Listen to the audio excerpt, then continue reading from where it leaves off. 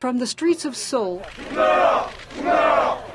to the Olympic venues in Beijing, this trip was controversial before it even began. Mr. Bush was originally expected to travel to Seoul several weeks ago, following the G8 summit in Japan. Those plans were changed when Koreans staged massive demonstrations to protest a deal on American beef imports and to show their discontent with their government.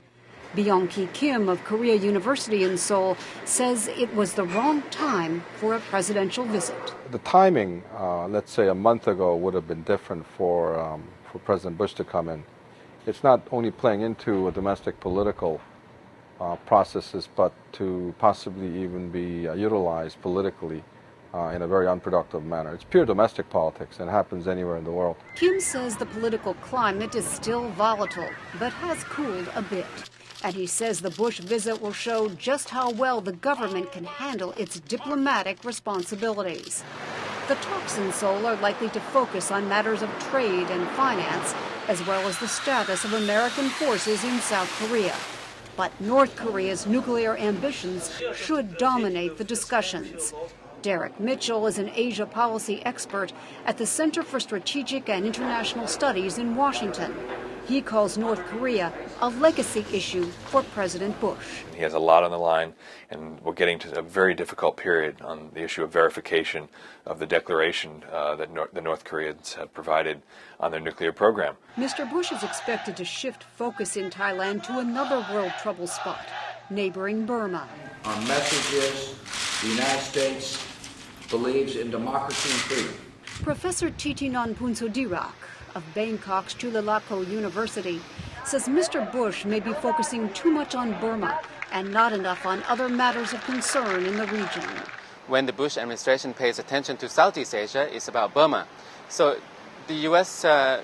Foreign policy under President Bush has really not fully engaged the region. Thailand is the only Southeast Asian country on the trip, and the president will stay there less than 24 hours. The next day, he will be off to Beijing, where he hopes to play another role, that of sports fan. I think it'll be good for these athletes who've worked hard to see their president waving that flag. Derek Mitchell says that may be wishful thinking on the part of the president. The president simply can't go as a human being enjoying sports. The president goes with the full weight and prestige of the United States when he goes and sits at opening ceremonies and sees the celebration of China. Critics say Beijing's actions in Tibet and Sudan's Darfur region provide enough reason for a presidential boycott. But Mitchell says once Mr. Bush accepted the invitations from Chinese President Hu Jintao, there was no turning back. But he said he was going immediately.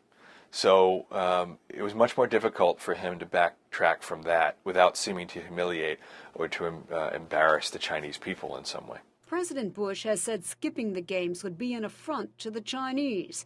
And at a send-off for American Olympians at the White House, he said he cannot wait to cheer them on in person.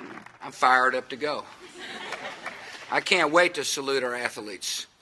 I can't wait to share in the joy of your triumphs. The president said he sees the U.S. athletes as ambassadors of liberty who will represent America's love for freedom in Beijing.